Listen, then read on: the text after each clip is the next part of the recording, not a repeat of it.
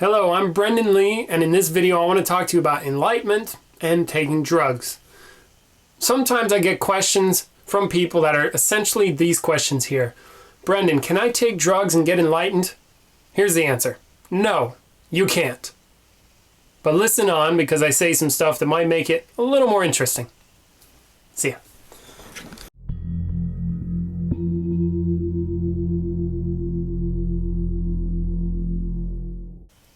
Now, sometimes I get questions from people. Sometimes I get questions from people regarding, well, can taking drugs or hallucinogens get me enlightened? Or in certain spiritual circles, there's talk of, okay, I will take psychedelics, whether it be LSD, psilocybin, or the ayahuasca ceremony is like a big thing now. And people take these things, or 5-MeO-DMT, and they take these substances and then claim enlightenment, or claim that the substances make them enlightened. Now, there are a few really tricky things here that I think are worth considering, because there is so much misinformation and so much confusion about this whole domain that make it very challenging and really difficult to hear. So I'm going to do my best to say some words. Now I want you to please know that what I'm saying are words, okay? And they're going to trigger a thought in you or some kind of experience in you, and you're going to make meaning out of the sounds that are coming out of my mouth. And that meaning you're going to apply to your own life and your own perspective and your own, like the way you really think the world works, which we would call a cosmology. Okay? Now, because I am going to speak about enlightenment, which is not speak about a bull. Enlightenment, the way I'm talking about it here, is a direct consciousness of the true nature, of the absolute nature of something, whether it be you, life, existence, another, what have you. Now, what's really challenging that there is no way to grasp what I'm about to say short of having an enlightenment experience yourself, which means you need to put in the work, you need to put in the time, and you need to have the consciousness. All right, so now the fact of the enlightenment matter is that enlightenment transcends, and this is what makes it really challenging to hear, and actually impossible for you to hear unless you've had an enlightenment experience, and you'll know what I'm talking about, because it transcends experience itself. It transcends mind. There's no good or bad. There's no up or down. There's no big or small, important, unimportant, the Big Bang, the anti-Big Bang. Love a million people, kill a million people. None of these things matter. When it comes to enlightenment, or when it comes to the true nature of the absolute, none of that matters. Mattering and not mattering are irrelevant. It's all irrelevant. Okay? So then, perception itself is irrelevant. You see how you're listening to me right now? That's a perception. Do you see how you're looking at a video screen? This is perception. That's sight. You hear me. That's sound. You create meaning from the sound. That's all mind. This is happening within time. Time is already too late. You're too late, Chuck. It's after the fact. You see? So now, even the most profound experience of becoming one with infinite God is still an experience. It is not enlightenment. The way I'm talking about it. See? And the fact that I would even say the way I'm talking about it, your mind will likely automatically try to reference something for it to be. There is nothing to be. Okay? So then now I've said a bunch of words, and I've probably filled your mind with some garbage, And none of this, and when it comes to enlightenment, nothing of what I said means anything, nor does it relevant. Because it's not the thing that I'm talking about, ever. See, so now, hearing this, you'll be like, okay, yeah, I've read the books, I understand, blah, blah, blah. It doesn't matter. It doesn't matter if you've read all the books or none of the books. It doesn't matter if you've learned language or not learned language. It doesn't matter if you've killed somebody, not killed somebody. Nothing matters. They'll love a million people. It doesn't matter when it comes to enlightenment. Seeing you, but yeah, but it matters. Okie dokie. Then it matters. And it doesn't matter that it matters.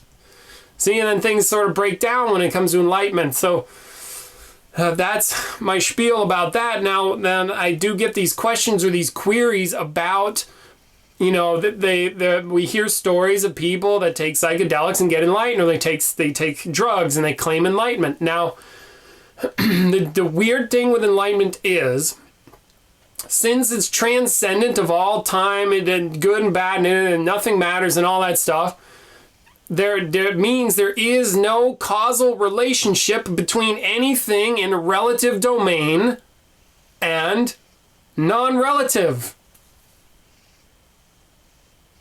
You can't do something in the relative world, that's where we're living right now, by the way, and have it affect something, but it's a farce to call enlightenment a thing, or say something that's a farce, it's false. You see? You cannot have a relationship between a relative domain and something that's not relatable. But that's not to say that you cannot take drugs and then have an enlightenment experience. It's just that they're separate events, and one of them is not an event. That's a bitch to swallow, I know. How can you have something happen that doesn't happen? I don't know. It just is. And it doesn't happen. And it is. And there's no happening there. Here. Now. Okay? Yeah, and then that gets frustrating. So then people, I think probably the most valuable thing that I can contribute to this conversation, so when I get the question regarding, well, hey, Brendan, can I take drugs and get enlightened? No, you can't. That's not to say you might not take drugs and then have an enlightenment experience. You just can't, you can't get there from here. You can't take the drugs and then have that cause an enlightenment. It's not going to work. But it could work, but it's not how it works. Anyway, so then I think something that would give some value to the people listening or watching this video is like to recognize that the place from which the question itself comes from. Where, in your experience, why are you asking that question? Why are you trying to figure out if taking LSD or drugs is going to get you enlightened? Why are you doing that? What is your foundation? What is your mental framework and foundation for asking the question in the first place? I want to know. Okay? Because in terms of enlightenment, I want to share that that is a very real possibility. You can get enlightened. I can get enlightened. I have. I've had an enlightenment experience.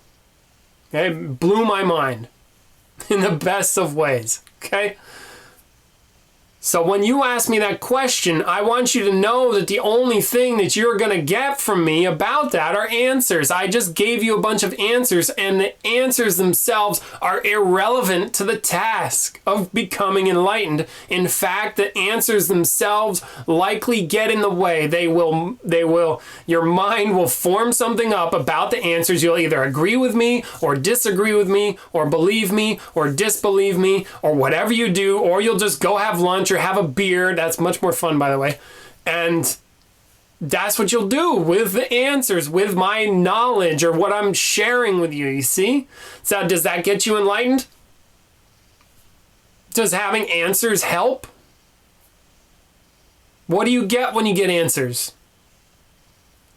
Is it worth it? You see, if you're asking me the question from a place of you just want answers, then call me up, let's go have some beers, and I'll fill your head with nonsense, you see? Which most of this video is just nonsense. It's me, talking about enlightenment and drugs. Or I want to invite you to do the work yourself. Actually become enlightened. Answer those questions. Who are you? What's your true nature? What's the true nature of another? What's the true nature of life? Become conscious. That's my invitation. That would do you much better than just hearing about it on a video.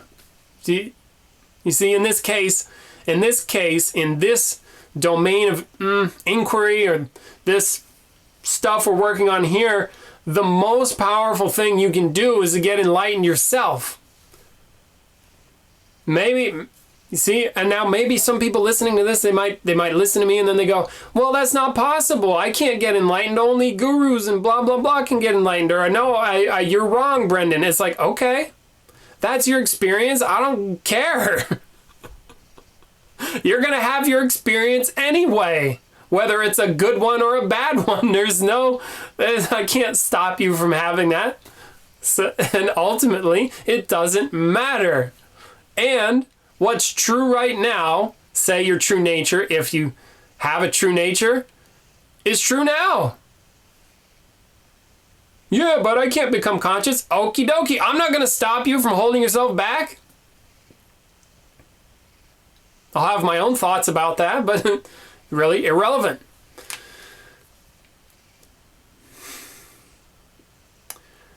Okay, so there's a strong invitation. Do the work yourself. Get off your ass, or stay on your ass, whatever, and get it done.